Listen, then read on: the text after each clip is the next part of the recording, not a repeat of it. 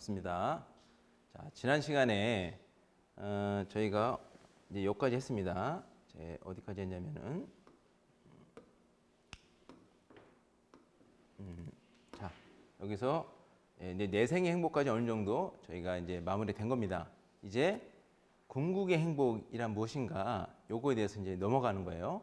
요거 이제 정리가 되면 그다음부터 부처님 생애가 이제 정식으로 조금씩 이제 또 공부해 나갈 겁니다.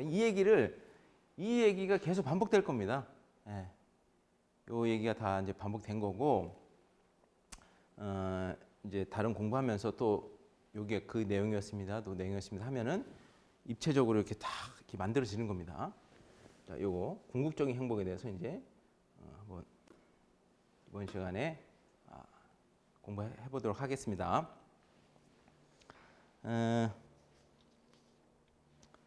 자,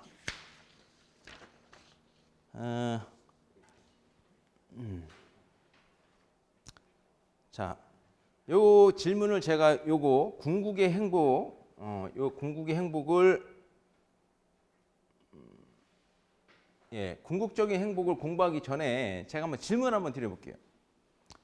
여러분이 다음 생에 이제 안 태어날 수 있어요. 이제 다시는 어떤 존재로도 내가 안 태어날 수 있는 여기 약이 하나 있다고 있어요. 그래요 하고 탁 먹을 수 있는 분 계세요? 드시겠습니까? 다음 생에 정말 나는 어떤 존재로 안 태어나요. 부자로도 난 상관없고, 뭐 여자로도 아니면 뭐 그냥 뭐 이쁘게도 뭐 상관없고, 나는 들어봐도 내가 원하는 게 하나도 없어. 그래서 안 태어나도 나 뭐 괜찮아 하시는 분들, 이 약을 먹을 수 있다 나는. 그러세요? 이런 분은 진정 궁극의 행복을 수행하는 공부가 되어 있는 분이에요. 근데 그 질문을 받았는데, 아닌데 나 다음 생에 한 100, 200억 정도 벌 정도의 부잣집으로 태어나, 그럼 한번 생각해 볼 거야. 내가 연예인 누구처럼 생겨서 태어나면 그때는 한번 내가 한번 이렇게 그렇지 않으면 나 안 태어나고 싶어. 내가 다음 생에 뭐 한 정말 잘생기고 이쁘고 한 사람 배우자를 만난다면은, 내가 이상형이 있는데 그 사람을 다시 만난다면 내가 한번 다시 태어날 의향이 있어. 아니면 내가 어마어마한 권력자를 보면서 저 정도 태어나지 않으면 안 태어나고 싶어. 요런 거는 요건 아니에요. 해당 안 돼요. 요런 식의 나는 안 태어날래라고 하는 마음이면은 요 공부에 진정으로 공부할 저기가 아닌 거예요. 이거 진짜 공부할 진정으로. 지금 우리가 공부는 해요. 하죠. 당연히 해야죠. 일단은 알고 봐야지. 근데 진짜로 이 수행하는 사람들은요, 누가 뭐래도 다음 생에 안 태어난다니까 너무 기뻐해요. 막 진짜 그런 길이 있어요? 부처님. 그런 분이 들었던 내용이에요. 그런 분을 뭐라 그래요? 출가 수행자라고 불렀던 거예요. 출가 수행자. 그러니까 출가 수행자에서 첫 번째 만나서 설법했던 분이 누구죠? 오비구예요. 오비구. 나중에 설명드리겠지만 오비구가 어떻게 살았는지 한번 경전 그 일대기를 한번 봐보세요. 정말 말도 안 돼요. 삶이. 부처님이 우유죽 좀 어서 좀 얻어 드셨다고 저 고타마 시타르타는 타락했다고, 다시는 보지 말자고, 그 정도로 그 정도의 수준인 사람들인 거예요. 욕망에 대해서 그만큼 없다는 뜻입니다. 세속에 대해서 그 정도로 관심이 없고 그 정도로 절실하게 해탈을 바라는 그 욕구가 있는 사람들, 그 욕구가 우리가 말하는 그 우리 표 중에서 행고라고 표현했죠. 행고. 행고 정도는 그 정도로 뼈저하게 느낀 사람들은요, 복 얘기하면은 뭐 즐겁지도 않아요. 우리는 복 얘기하면 좀 재밌지 않아요? 와, 이쁜 사람 얘기하고 막 돈만, 우와, 아니 뭐 안 쳐가지고 막 기분 좋잖아요. 그럼 아직 나는 행고가 없는 거예요. 난 아직 고고 수준에서 아직 뭔가 남아 있는 거예요. 그렇지만은 안 됐지만은 어떻게 해요? 그래도 한번 이 공부 이걸 말씀하셨으니까 이걸 우리도 들어봐야죠. 도움이 되는 거는 내가 조금은 해야 됩니다.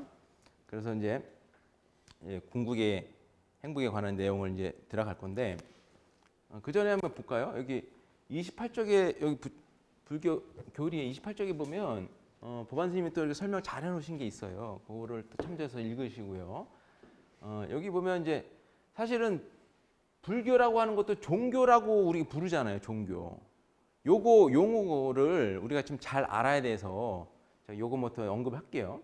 한번 말씀드린 적이 있긴 한데 종교라고 이렇게 한자로 되죠. 요거를 릴리전이라고 이렇게 영어를 번역한 말이에요.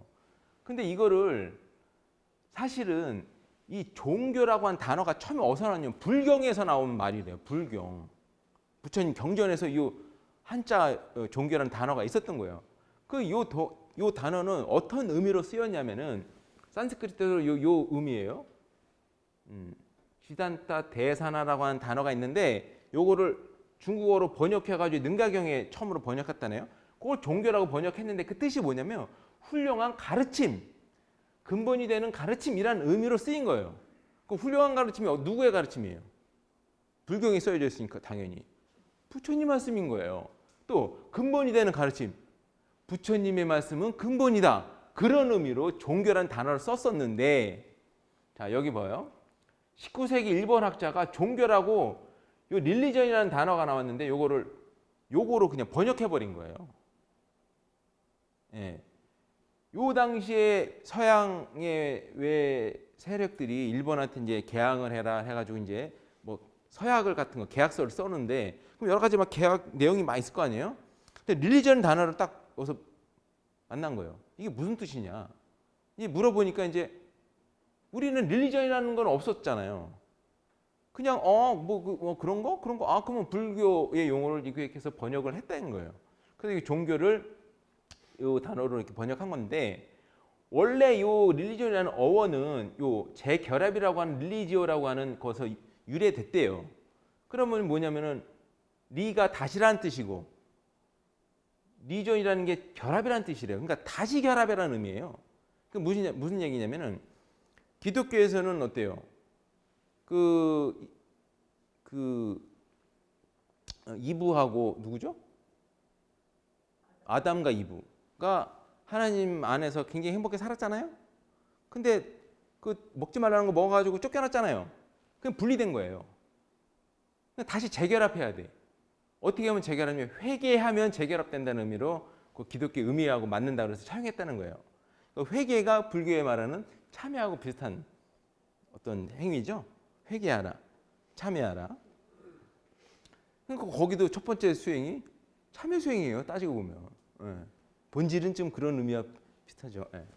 그래서 그 용어를 신과 인간이 다시 재결합한다는 의미로 해서 우리는 릴리전이다라고 썼다는 거예요. 근데 우리 동양에서는 그런 개념이 없죠. 동양에서 그런 개념이 없습니다. 지금 오늘을 그 아트만 사상을 내가 설명할 건데 그거하고 연관되는 건데 서양 사람은요 어떤 존재가 분리되어 있다고 생각했어요. 서로 연결됐다고 생각 안 한 겁니다. 분리되어 있어요. 근데 동양은 이미 연결되어 있어요. 그 무언가로 연기적 이치로 뭐 공이라고 표현하기도 하고 우리 동양에서 음과 양이고 뭐 기 이런 표현으로 뭐 연결되어 있는 개념이 있었어요. 분리게 할 수가 없는 거예요. 그 종교도 우리는 그렇게 생각하고 분리를 안 했어요. 예전에 우리 한국이 생각해 보시면 무속도 있었고 불교도 있었고 유교도 있었잖아요. 근데 서로 서로 뭐 서양처럼 칼 갖고 싸운 적 있어요? 저 종교는 없어야 될 종교라면서 뭐 그런 적 있나요? 서양에서는요 같은 기독교 안에서도 카톨릭하고 개신교하고 얼마나 많이 몇백 년 동안 싸우고 죽이고 한 역사가 엄청나게 많잖아요. 종교라는 이름으로. 근데 동양은 그런 게 없었어요. 따지고 보면. 급하면은 굿했고 평소에는 절에 다녀서 또 했고 또 명절 되면은 또 유교식으로 또 제사 지내요. 아무 문제 없어요. 그렇게 그냥 우리 동양은 별로 구분하지 않고 서로 두루두루 이렇게 살았는데 서양의 개념이 들어오니까 자꾸 잘라요. 야, 니네는 뭐야? 니네는 뭐야? 종교 인구는 몇 명이야? 뭐 하면 자꾸 그걸 나눠요.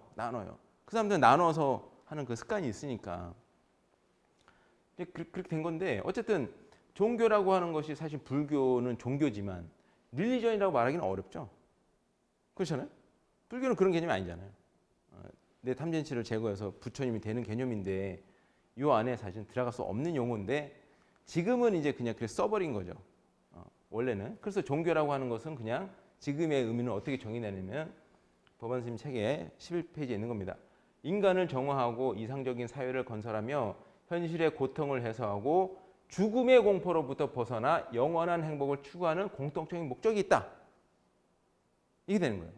자, 여기서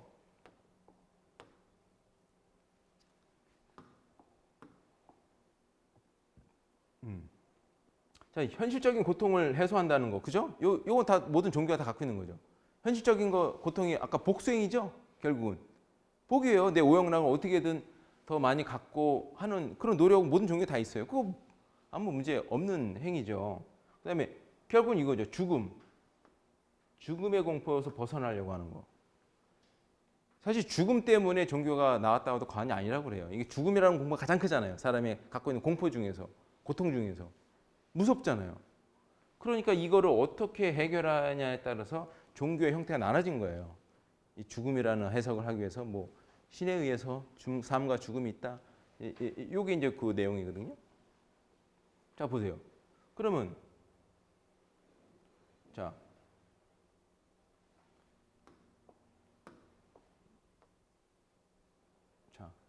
그 이 죽음에 관해서 인간의 존재에 대해서 사람들마다 이렇게 서로 의견이 나눠져 있을 거 아니에요?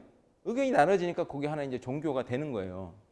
그거에 대한 설명은 요 설명은 여기 법안 스님의 신의 행증 5편에 보면 아주 설명을 너무 잘 돼 있어가지고 그거 꼭 보시기를 제가 권해드려요. 저도 그거 보고 굉장히 도움이 많이 돼서 저도 스님 말씀하신 걸 좀 요약해서 제가 이제 말씀을 드리는 차원에서 이제 드리는 건데 요게 아니고 요거죠. 요거 죄송합니다.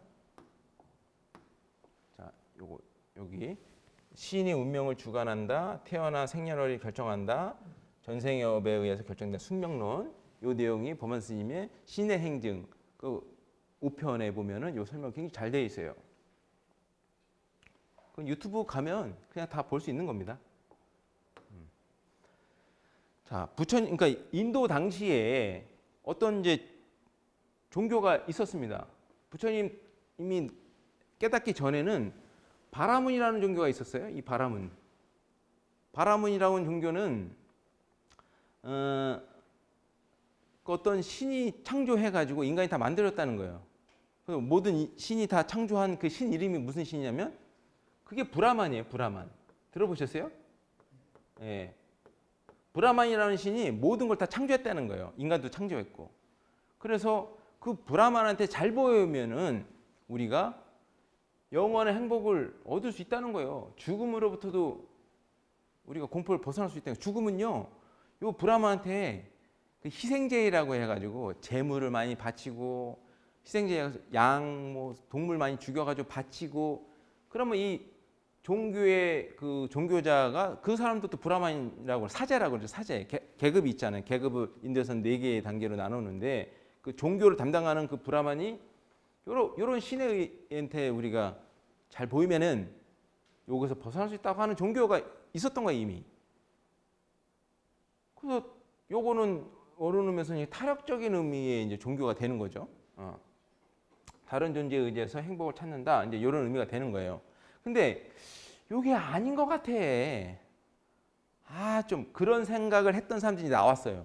그런 모든 부류를 사문이라고 불렀어요. 그런 이제 그런 걸 이제 슈라마나라고 하고 여기서 뭐 스님이란 용어가 나왔다 뭐 이런 학설도 있고 그렇습니다. 이 사람들은 이 신에 의해서가 아니고 나에 의해서 나의 어떤 노력에 의해서 행복을 찾겠다고 했던 부류들이 생겼어요. 그거 이제 사문이라고 이제 부르는 거고 부처님께서는 요 사문의 전통에 소속된 분이었어요. 처음에 요 사문을 보고 출가하거든요. 그래서 당신도 세상의 이치는 왜 이런가? 삶과 죽음의 고통이 도대체 왜 그런가? 하면서 당신이 나름대로 깨달음이 열린 거예요. 이 사문 안에서 여러 가지 깨달음이 열린 사람이 또 외도 6명의 외도가 경전에 나와요. 그분들을 우리 육사 외도라고 그러거든요. 나중에 설명할 좀 되게 재밌는 주장들 많이 해요. 그 법안 스님 그 강의에도 나오는데 아주 재밌습니다. 자, 그런데 불교는 자력과 타력을 겸비한 종교다라고 스님께서 이게 표현하셨습니다. 요 굉장히 제가 전 시간에 얘기했죠. 산의 비유 들어서 예. 이런 요소를 다 갖추고 그래서 자력과 타력이라는 개념은 사실은 개념으로서는 설명할 수 있지만 현상적으로 설명하기가 어려워요. 이게 떨어진 개념이 아니거든요. 이게 마치 빛과 그림자처럼 예를 들면은 자 자력적이래요. 자기 혼자 수술하겠다는 거 아니에요. 자기 혼자 수술을 하는 사람도 자기 뭐 하지만 타력을 하는 사람이 있다고 쳐요. 누구에 의해서 신에 의해서 내가 열심히 뭐 복을 비는 사람 중에서 가만히 그냥 놀고 먹는 사람 혹시 보셨어요? 나는 어느 신을 믿는데 가만히 그냥 이 타력 신앙 믿는 사람은 엄청 부지런해요. 네. 새벽에 일어나가지고 기도 나가죠. 누구보다 더 열심히 살아요. 내가 볼 땐 자력인데 자기들은 타력처럼 얘기해. 신에 의해서 내가 그런 거라고. 새벽 4시, 5시 기도 꾸준히 가요. 아니 그러면 새벽에 그렇게 일찍 일어나는 사람이 직장을 다닌다 해봐요. 연구가라고 생각해 보세요. 새벽에 일어나지 머리가 팍팍 돌아가서 9시에 딱 앉으면 그때부터 이 사람이 일을 시작할 수 있는 어떤 딱 되지만 부실하게 한 8시 반에 일어나가지고 9시에 앉은 사람하고 이 능률이 그거 봐도 차이가 분명히 날 거예요. 그러니까 이 차력이다 자력이다 하는 거는 내가 얼마나 열심히 살아가느냐 하는 약으로 보자. 난 이렇게 이제 얘기하고 싶은 부분이 있는 거예요. 예를 들면 이런 거예요. 암에 걸린 사람이 이건 이제 실화인데 제가 인도에 있을 때 티베트 스님이요. 건강했대요. 한 50좀 되신 스님이신데 옆에서 자꾸 그냥 건강검진 받으라고 하도 그러니까 아유 알았다고 하는데 받았대요. 암이 발견된 거예요.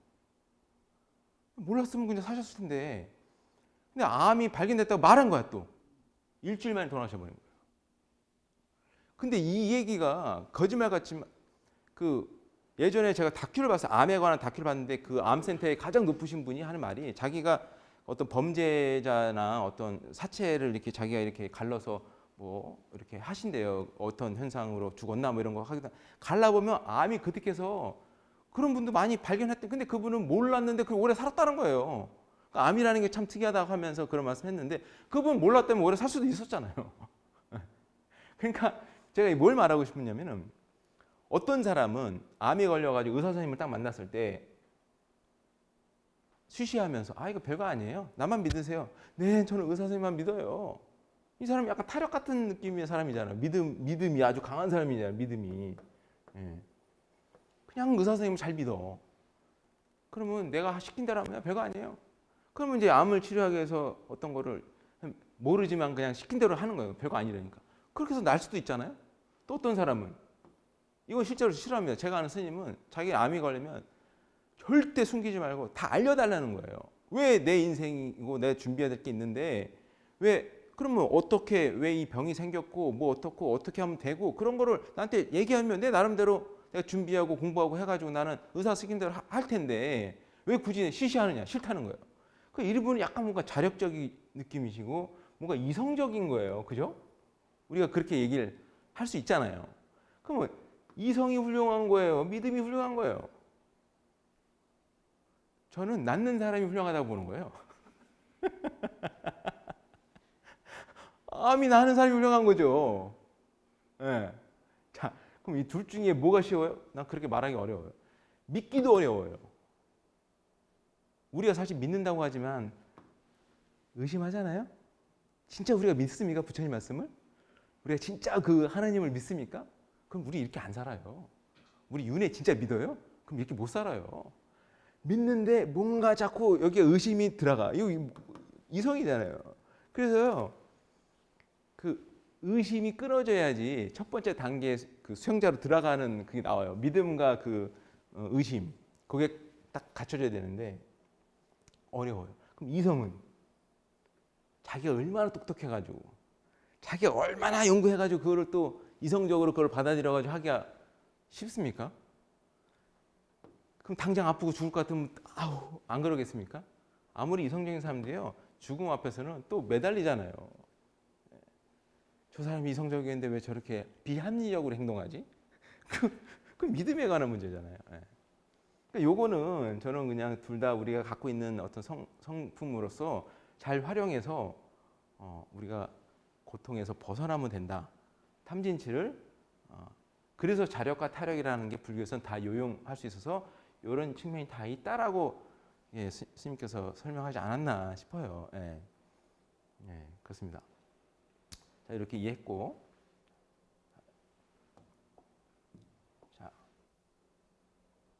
자 그러면 요거는 아주 이제 간단히 그냥 설명드리겠습니다. 보반스님 설명이 더 좋기 때문에. 자, 그러니까 인간이 왜 죽냐, 사냐, 왜 행복하냐, 괴롭냐. 첫 번째 사람은 이 신 때문에 그렇다는 거예요. 신. 아까 말한 그 브라만 신.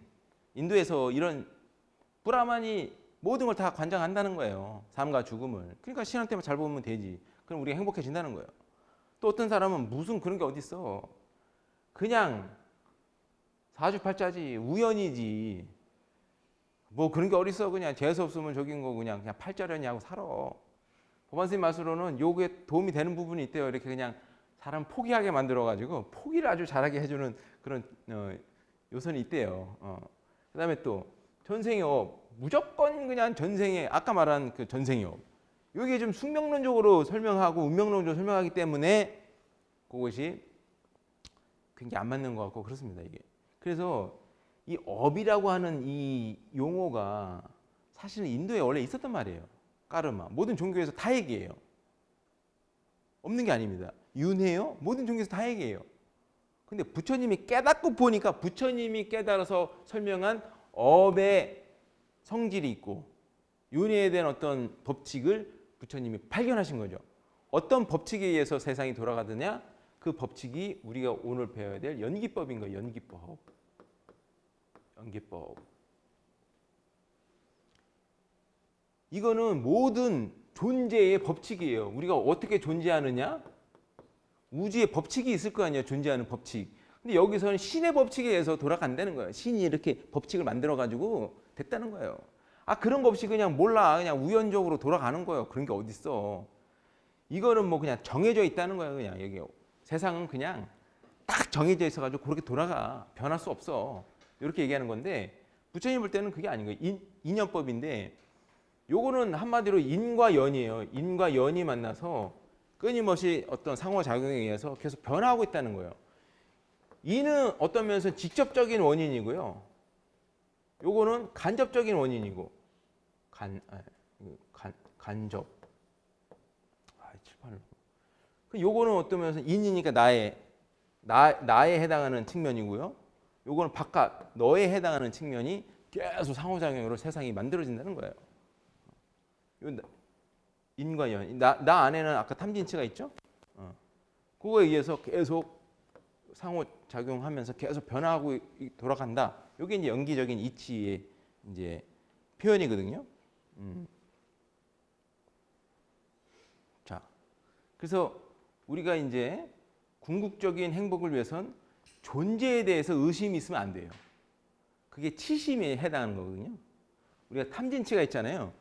탐, 진, 치. 요거는요. 모른다는 개념이에요. 잘 몰라. 몰라서 괴로운 거예요. 내가 어떻게 어디로 와서 어디로 가고 내가 왜 태어나고 내가 왜 이렇게 되는지 몰라요. 몰라서 생기는 고통이기 때문에 알아야 되는 측면이 있어요. 그러니까 이 존재에 대해서 알아야 돼요.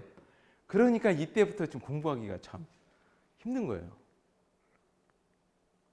나는 별로 알고 싶지 않은데 왜냐하면 난 아직 탐이 많기 때문에 요걸 채우는 게 난 더 즐거운데 하는 사람은 요 공부가 참 쉽지 않은 것 같아요. 제가 보기에는. 제가 그래요.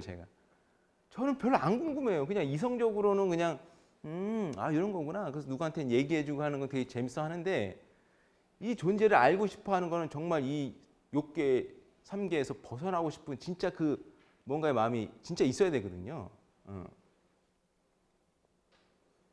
자, 그러면 우리 존재에 대해서 더 부처님 말씀하신 걸 한번 공부해 보도록 하겠습니다.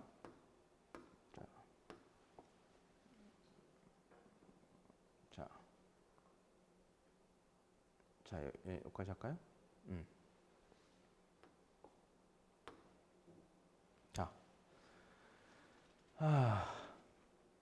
요게 항상 문제죠. 이놈 인간이. 이게 괜찮은 단어인데 이상하게 인간이라고 그러면 참 느낌 이상해요. 인간아, 그럼 좋은 말인데, 그죠? 좋다 나쁘다는 개념이 없는데 어쨌든 인간이 항상 문제입니다. 이거 어떻게 태어났는지 저희 말씀드렸죠? 왜 태어나는 것도 말씀드렸죠? 어떻게 태어나죠? 왜 태어나죠? 우리의 탐진치, 욕망 의해서 우리 태어난다. 설명드렸습니다. 그럼 나라는 존재가 어떤 존재, 어떤 상태, 어떤 존재로 있느냐라고 할 때 요거에 대해서 우리가 일단 이해해야 돼요. 요거. 아트만. 아까 브라만이라고 하는 종교 있죠. 그 종교에서는 신과 똑같은 어떤 존재가 있어 내 안에. 그래서 요 신을 내 안에 있는 요 아트만이라고 하는 나라고 요걸 나라고 그래요. 여기는 이게 나래요. 이게 진정한 나래요. 진정한 나. 그래서 뭐 참나네 뭐 이렇게 표현하기도 하고 어쨌든 진정한 나가 여기 있는데 이 나를 알고 저 신을 알아서 합의를 하면은 그게 해탈이라고 이 사람들은 이해했어요. 해탈이 뭐라 그랬죠? 삼계에서 벗어난 상태. 이렇게 하면 해탈이 된다는 거예요. 근데 부처님이 진짜 그런가? 이런 아트만이 진짜 있나? 부처님 뭐 했어요? 관찰하기 시작하신 거예요. 관찰하기 시작하신 거예요. 이게 진짜 있나? 그러니까 여기 부처님께서 보리스나무 가지고 앉았잖아요. 이렇게 보리스나무에서 이렇게 앉으신 게 뭘 보신 거냐면 이게 진짜 아트만이 있냐 이거죠. 이 아트만이. 이게 확인해 보시는 거예요. 근데 그 전에 종교는 아트만이 어떤 존재래요? 얘가 모든 걸 다 느끼는 거예요. 얘가 주도적으로 얘 혼자 다른 데 영향 없이 어떤 힘이 있대요. 그래서 실체의 뜻으로서 아는 항상 불변하는 실체가 있고 자아의 생각으로 행동하는 능력을 갖고 있다. 그러니까 얘가 그런 능력이 있다는 거예요. 이런 몸뚱이나 이런 거 있잖아요. 이거는 아무 의미가 없고 얘가 다 한다는 거야. 얘가 이런 존재가. 예. 요 아라고 하는 거는 모이지도 않고 흩어지지도 않고 뭐 그런 존재래요. 심지어 변하지도 않아요. 그래서 얘가 나고 없어지고 뭐 이런 것도 아니래요. 얘가 아주 그냥 독립적으로 영원 불변이 존재하는 어떤 주도적으로 역하는 주도자 이런 존재가 있다는 거예요. 그래 부처님이 진짜 이런 존재가 있는지 이제 관찰하기 시작한 거예요. 진짜 이런 게 있나? 왜냐면 존재에 대해서 이제 깨달아야지 치가 없어지니까 치심. 그게 이제 타파가 되니까.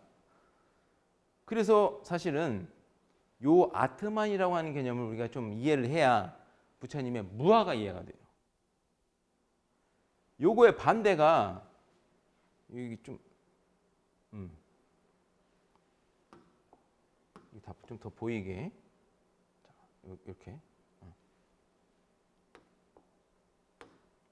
자, 요거에 반대되는 용어가 아나트만이에요. 아나트만. 여기다가 아트만. 아트만이 있네요. 그죠? 근데 여기 an 여기 부정어예요. not이라는 뜻이거든요. 영어로. not. 그러니까 아니다. 이런 뜻이에요. 아니다. 아니면 no. 이런 뜻이에요. 그러니까 부처님이 딱 깨닫고 보니까 아트만 no. 아트만 아니야. 이런 거 없어. 이렇게 깨달으신 거예요. 그러니까 니네가 말하는 이런 존재는 아니라는 뜻이에요. 그러니까 요거를 이제 한자로 번역했을 때 아니다라고 하는 의미가 아닐 삐자가 있어요. 요런 아닐 삐자가 있습니다. 그래서 처음에는 이렇게도 번역을 했대요. 그 다음에 또 이 무자 있죠. 무. 요게 없다는 뜻도 있는데 아니다는 뜻도 있더라고 찾아보니까. 그러니까 요거는 없다, 아니다라고 하는 의미에서 야 너네가 말하는 거는 야 그런 존재는 없네. 야 니네가 말하는 건 그건 아니야. 이거 틀렸어. 요 말이 틀렸다는 뜻에서 아나트만이라는 말을 쓰셨어요. 이거 아트만이 뭐라 그랬어요 이게? 아잖아요, 이게. 그러니까 요게 이제 아잖아요, 이렇게. 아. 요게 아잖아요, 아. 이게 뭐예요? 무아. 이 용어예요. 그러니까 무아가 무슨 뜻이에요? 그냥 뭐 아예 뭐가 없다, 그냥 뭐 그냥 공기처럼 없어요. 이런 개념이 아니고 요 말이 아니다는 의미예요, 무아가. 그렇게 이해하셔야 돼요. 그러니까 누가 그래요? 아무것도 없는데 누가 뭐 받아요? 뭐 그런 표현하는데 요거 한자에 대한 어떤 오해로 인해서 자꾸 우리 헷갈리는 거예요. 없다고 하는 게 딱 꽂혀버리니까. 그죠? 이렇게 이해하시면 됩니다. 일단 용어를 이렇게 이해하세요. 무아는 요거에 아니다는 뜻인 거죠. 요거를 그러면 잘 알아야 돼요. 그래서 불교에서는 모든 게 다 실체가 없다, 뭐가 없다. 실체가 없다는 많이 들으실 겁니다. 실체. 요 단어 있죠, 실체. 요 단어처럼 참 이해하기 어려운 단어도 없을 거예요. 실체. 이 실체라고 하는 거는 어떤 의미냐면 뭐가 이렇게 딱 하나 있어요. 예를 들면 요게 실체야. 여기 딱 있는데 고정불변하게 요 모양으로 변하지 않고 요게 아무 영향도 안 받아요. 공기 영향도 안 받고 뭐 기압도 안 받고 그냥 얘는 여기에 있든 우주에 있든 어디 뭐 지하에 있든 얘는 항상 요 모양으로 있는 거야. 그러면 요거 연필은 실체가 있다라고 표현하는 거예요. 네. 근데 부처님이 보니까 그렇게 존재해요, 얘가? 아니다고 표현해. 무아야. 연필은 무아야. 무슨 말이냐? 아니야. 얘가 왜 혼자 독립할 수 없어? 얘는 영향을 받아. 공기압도 영향 받아야 되지. 여기 우주 중에서 지구에 있기 때문에 요 모양 요 꼴로 여기가 이렇게 있는 거고 얘라고 하는 거는 그렇게 혼자 독립적으로 있을 수 없어. 얘는 어떻게 존재하는데 연기적으로 존재하는 거야. 무슨 소리야? 모든 존재는 홀로 독립적으로 존재하는 게 아니고 다 어떻게 서로 의존해 있어. 인과 연에 의해서 발생하는 거야. 얘가 직접적인 원인의 모양이라면 연은 뭐예요? 간접적인 이런 공기, 기압, 여기 그 지구 뭐 여러 가지 우리가 알 수 없는 어마어마한 연에 의해서 얘가 이렇게 존재할 수 있잖아요. 그렇게 존재하는 거지 너네가 많은 것처럼 이렇게 존재하지 않아. 그런 건 없어, 이 세상에. 그런 의미에서 무아예요. 이제 좀 이해가 되셨나요? 내가 무아라고 표현했어요. 내가 예를 들면 여기서 떠들고 가르치는 사람 선생님이라고 하는 내가 이제 그게 아라고 쳐요. 아니야, 선생님은 무아야. 실체가 없어. 왜 그래요? 독립적으로 내가 있어야 선생님이잖아요. 내가 그러면 어디 무인도에 있어도 선생님이어야 돼요. 그게 아트만이야. 근데 내 무인도에서 막 떠들어. 뭐예요? 웃긴 놈이지. 아무도 없는데 무슨 선생님이에요? 뭐가 있어야 선생님이에요? 학생이 있어야 선생님인 거예요. 그러니까 선생님이라는 단어도 홀로 독립해서 존재할 수 있는 게 아니라 의존해 있는 거예요. 누구에? 학생이라고 하는 거예요. 의존해서 있는 거예요. 그래서 인과 연이로서 발생되는 거예요. 선생님이랑 잠시. 그럼 내가 이 옷 벗고 어디 가서 가만히 있어요. 그럼 그때는 선생님이 아니에요. 공이에요. 선생님이라는 건 없어진 거예요. 그렇게 있다가 없어지고 있다가 없어진다는 거 모든 존재는. 개념도 그렇고. 쉽죠? 어려운 개념 아니죠? 어려운 개념 아니에요. 그럼 물질 봐요. 물질. 요건 개념 같은 거죠. 물질로 봐봐요. 그럼 이 컵이라고 하는 물질은 얘도 그럼 혼자 이렇게 모양을 만들 수가 없잖아요. 요거 탁자가 또 기대고 있고 탁자는 얘를 의지원해 있고 얘는 또 뭐 여러 가지로 존재하니까 얘가 요 모양으로 요 시간에 탁 이렇게 있을 수 있어서 요때 우리는 뭐라고 불러요? 컵이라고 하는 용어를 쓰잖아요. 근데 요것도 연기적으로 잠시 있는 거지 아트만적으로 영원히 컵이라 말할 수도 없어요. 얘는 컵이 뭐예요? 본질을 딱 이렇게 뭘 담아서 먹으니까 컵이잖아요. 그죠? 제가 이거 누가 떠든다고 해가지고 학생 일어나 물을 확 뿌렸어요. 그럼 이건 뭐가 되는 거예요? 잠 깨는 저기죠. 알람이었죠. 알람. 잠 깨는 알람이 되는 거 컵이 아니에요. 그렇게 되는 거예요. 도둑놈이 와가지고 내가 이거 확 던졌어요. 이건 뭐예요? 컵이 아니에요. 근데 뭐예요? 무기예요. 무기. 그렇게 변해서 실체가 없다는 거예요. 컵이라고 하는 건 실체가 없다. 요거는 용도에 따라서도 여러 가지 변할 수 있기 때문에 아트만이 아니야. 요걸 알려주는 거예요. 요거를. 요거 실체가 없다는 게 이제 이해가 되시죠? 자꾸 한번 해보세요. 실체가 없다는 게 또 뭐지? 제가 이제 대학교 때 배운 건 이제 장작을 배웠는데, 장작이 뭐예요? 장작이 뭐죠? 그렇죠. 불에 들어가가지고 아궁이에 있어야 장작이에요. 근데 그냥 뒤에 쌓아놨어요. 그럼 뭐예요 이게? 뭐라 말하기 어려워. 그래서 공이라 그러는 거예요. 그래서 공. 그래서 공이에요. 공. 뭐라고 말할 수가 없는 거예요. 그냥 아무것도 아닌 상태예요. 장작 도둑이 와가지고 그걸 후드로 패면 그때 뭐가 돼요? 무기고 몽둥이가 되는 거고. 그거 갖다가 내가 이렇게 해가지고 이게 뭐 젓가락 만들었어. 그러면 젓가락 재료였던 거예요. 그렇게 계속 변해요. 연기적으로. 그거를 뭐라고 표현해요? 계속 변하잖아요. 상이 없잖아요. 하나의 모양이. 그래서 무상이에요. 상이 없다. 특정하게. 그래서 무상하다고 하는 거예요. 아주 간단하죠? 모든 게 다 변할 수 있잖아요. 그래서 무상하다는 거예요. 아유, 용어가 어려운 거지. 우리 다 알고 있는 거잖아요. 아버지도 집에서 아버지지. 그러니까 우리가 연기적 존재를 이해해서 연기적으로만 살면은 별 문제가 없어요. 예를 들면은 내가 직장에서 부장님이야. 왜 부장님이에요? 연기적으로 부장님이었잖아요.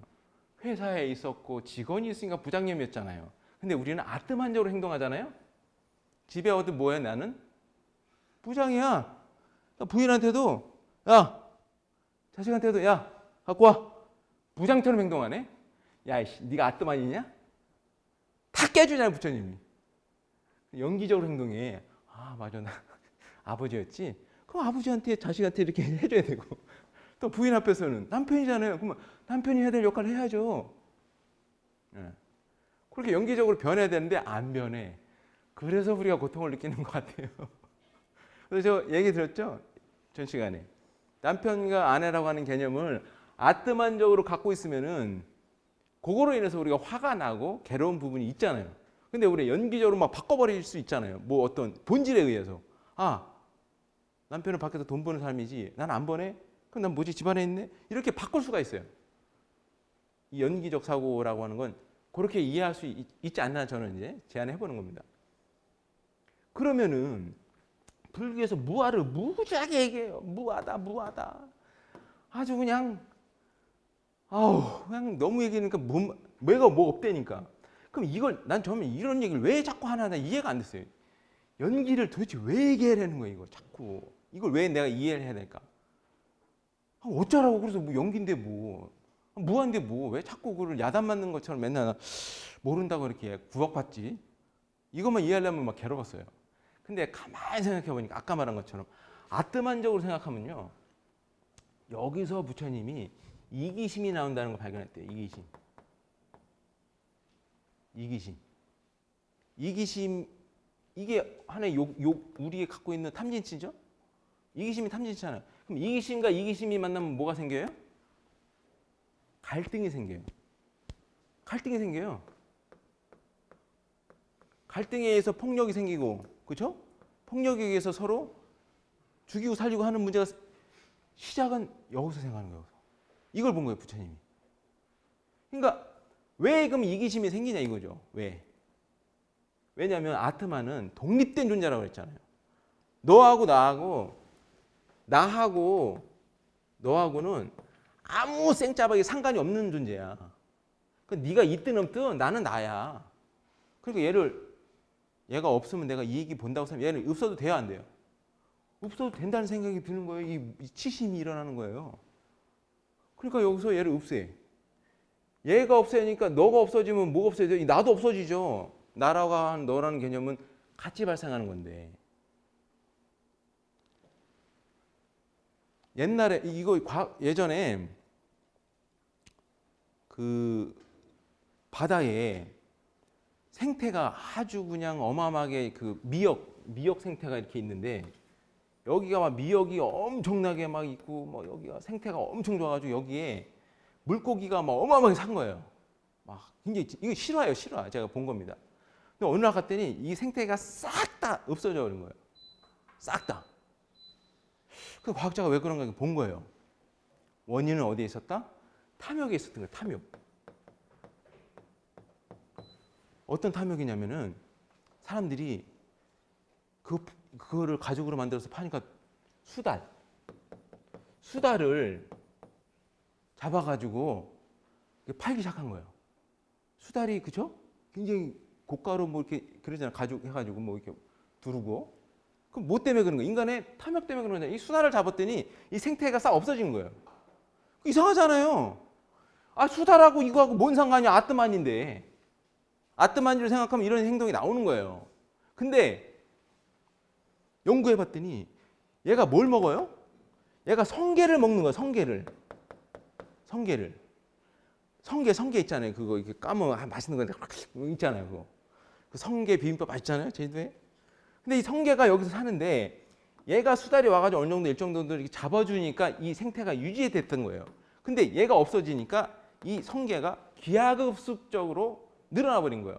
이 성게가 뭘 먹냐면 요거 미역에 요거 밑에 꽁지를 갉아먹더라는 거예요. 하나 탁 먹으니까 이거 어떻게 미역이 쇽 미역이 없어져 버려요. 미역이 없어지니까 옆에 있는 생물도 없어지고 거기에 숨어서 사는 물고기들이 없어진 거예요. 그래서 결과적으로 여기에서 고기 잡아가지고 먹고 살았던 어부들이 굶어 죽은 그런 일, 이거 실화예요. 이게 뭐예요?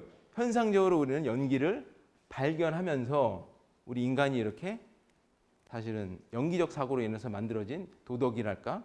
이게 다시 각광받는 거예요. 그래서 환경운동가들 있잖아요.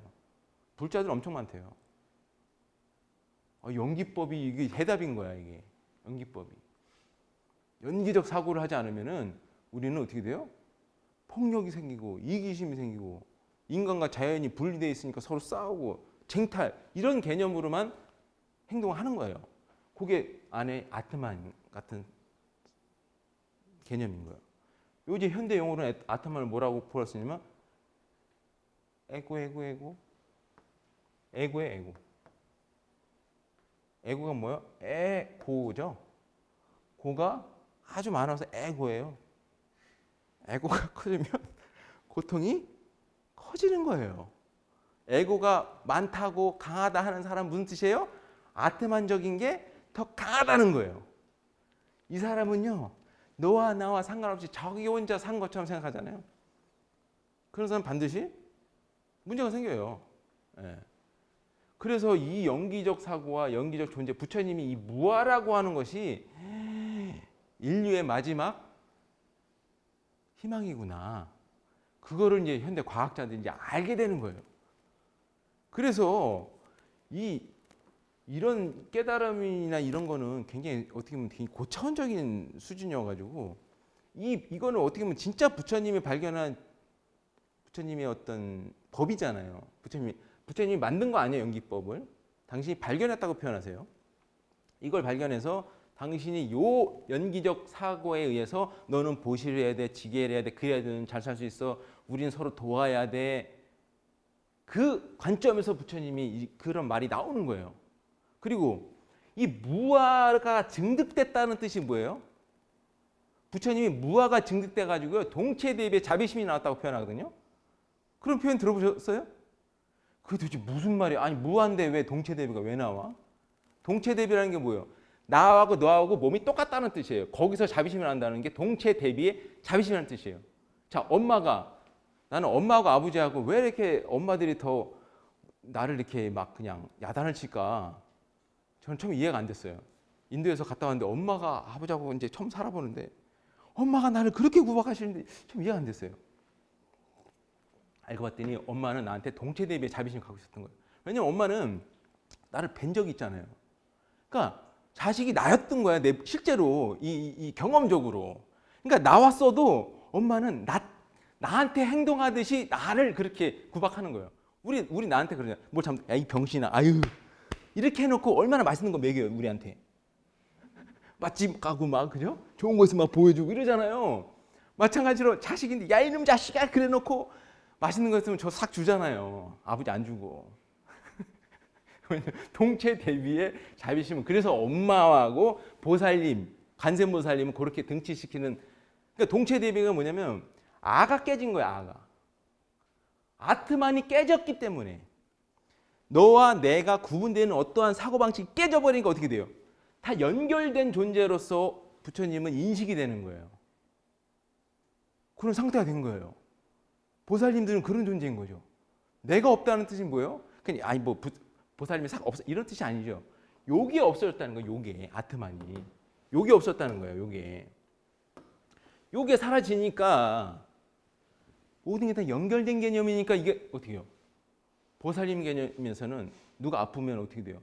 내 팔이 연결돼서 좀만 아프면 이래서 우리가 치료해 주는 거잖아요. 그런 느낌으로 중생이 아프면은 내가 아프다고 할 정도로 그런 말이 나오는 거죠. 보살은 그런 말 들어보셨죠? 중생이 아프면 내가 아프다. 왜냐면 이분은 무아가 깨져가지고 저 사람이 아픈 거를 견디질 못해. 그러니까 하는 거예요. 그러니까 우리 입장에서는, 우리 아트만 같은 개념에서는 이분하고 저분하고 아무 관계가 없는데 왜 도와주지? 아이고 자비로워. 아이고 훌륭하죠. 우리 입장에서 그렇게 표현하는 거죠. 당신 입장에서는 그냥 하는 거예요. 엄마가 자식이 아파가지고 오늘 좀 치료해 줄 때 일기에다가 막 써요. 나 오늘 좋은 일 엄청 했다. 복 받겠지? 막 기뻐해요, 엄마가? 그럴 수 없죠. 그냥 아픈 게 내 탓 같고 막 괜히 막 미안하고 그냥 그런 마음이 들잖아요. 보살님들이 그런 마음이신 거죠. 왜냐하면 동체 대비에 마음이 열렸기 때문에. 그래서요, 함부로 보살님 되면 큰일 나요. 난 그래서 아트만 가끔은 이게 참 좋은 것 같아요. 왜냐면 보살 되면요 다 느끼잖아요. 중생의 고통을 다 느끼는데 어떻게 가만히 있어요. 내가 나 살라고 누굴 도와줘야 돼 계속. 이해가 안 돼요. 보살님들 행동을 보면 법안 스님이 행동하는 거 봐보세요. 난 상상이 안 돼요. 1년 열주 다 한 번도 안 쉬어요. 쉬는 날이 없으시대요. 이해가 안 돼요. 중생이니까 이해 안 되죠. 근데 보살은 이게 깨졌기 때문에 그냥 누가 잘 되는 것만 보면 기쁘고 그냥 그 기쁨으로 그냥 사시는 거예요. 그건 왜 그런 거다? 연기적 존재가 됐기 때문에, 다른 말로 무하기 때문에. 이제 이해됐죠? 이제 이게 어려운 말 아니에요. 이게. 말은 어려운 게 아니라니까요. 실천이 어려운 거지. 이 무하 상태가 되는 게 어려운 거지. 이게 뭔 어려운 말이에요, 이게. 그렇게 어려운 용어였으면. 부처님 당시에 우리보다 공부 안 하는 일자 어떻게 따지면 학교가 있어요. 뭐야. 일자 무식도 부처님 몇 마디 탁 해가지고 그런 거군요. 부처님 말이 맞네요. 그 전견이 생겨가지고 팔정도 시작해가지고 깨달아서 이거 깨달았다는 거 이 존재가 됐다는 거잖아요. 그 수행 과정이 어려운 거지. 나는 정견이 그렇게 어려운 용어는 아닌 것 같아요. 그렇죠? 팔정도에서 전견 있잖아요. 이 첫 번째 나오는 그 말이 그렇게 어려우면 어떻게 팔정도를 시작할 수 있겠어요? 그거 제가 저도 다 했던 수행인데. 근데 요즘 보면 정견이 무슨 반야바람이래요. 이게 돼야지 정견이래요. 그럼 어떻게 팔정도를 시작해래요? 그냥 이거 부처님 말이 맞네. 지금 뭐 다 이해하셨잖아요. 이 정도면 정견 아니에요? 이해됐잖아요. 이제 아트만도 이해됐고. 근데 정견이 섰어. 그다음에 뭐예요 이제? 아트 먼저 행동 안 해야지. 아직 못 깨달았지만 그다음부터 정어, 정사, 정업, 삼업 청정하게 하는 거죠. 실천 이제 개가 들어가는 거예요. 안 됐지만 하다 보면은 이제 조금씩 이제 개가 지키다 보면은 되는 거잖아요. 그러다 맨 마지막에 정념과 정정이 있어요. 팔정도에. 거기서 지혜가 나오는 거죠. 팍 열리면서 진짜 이게 탁 깨지는 거죠. 무아가. 이 아트만이. 거기까지 됐을 때 윗바사나가 됐다고 얘기하고 해가 열렸다고 얘기할 수 있죠. 내피셜였습니다. 어디 근거 있는 얘기는 아니고요. 아무튼 그렇습니다. 자, 이 정도 이제 이해가 되셨죠?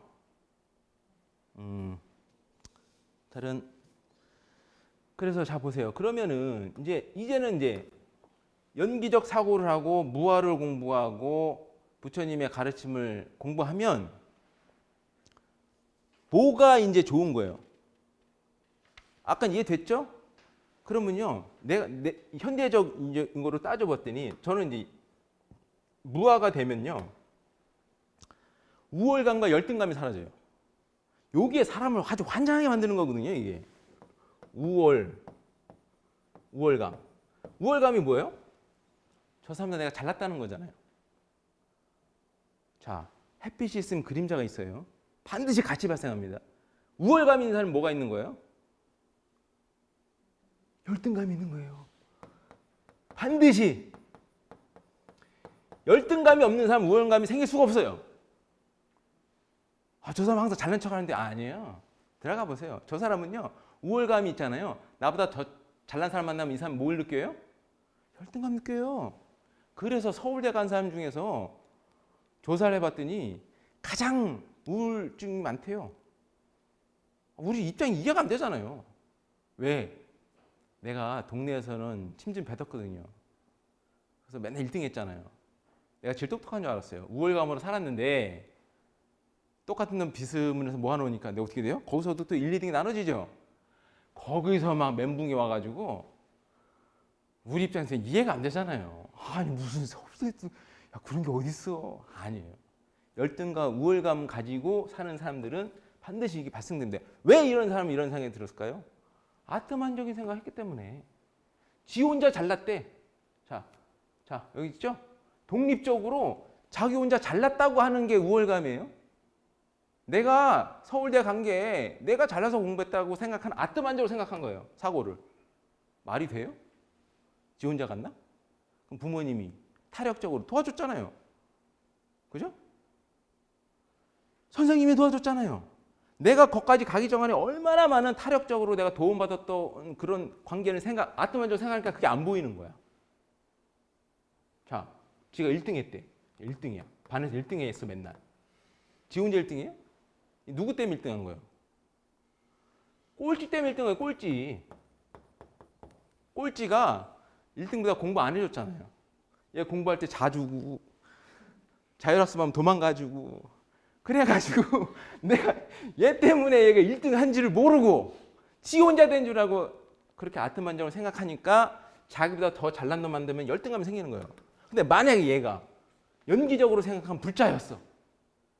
그럼 얘는 어떻게 생각해요? 꼴찌만 보면 아유 고마워. 아유 자줘서 고마워. 그냥 고마운 거예요. 그죠? 그러면은 이 연기적 사고를 하는 사람들은요, 뭐가 나오냐면 저는 보살의 마음이 생긴다고 보는 거예요. 뭐냐면은 나보다 잘난 사람한테는 나보다 잘난 사람이 만났어요. 연기적 사고하는 사람은. 나보다 잘난 사람 만나면 이 사람 어떻게 해요? 배울 게 있고 나보다 잘났으니까 얼마나 나보다 더 열심히 공부해가지고 저렇게 됐을까? 저한테 배워야지. 상구보리 하는 거예요. 상구보리 하는 거예요. 나보다 못난 사람 만났어요. 무시해요? 아니죠. 이게 웬 떡이야. 나보다 못난 사람 만났으니 내가 보시할 수 있는 기회가 생겼구나. 내가 도와줘야지. 너 뭐 몰라? 그러면서 얘는 하와중생하는 거야 또. 왜 이런 생각이 들어요? 연기 사고가 열렸기 때문에.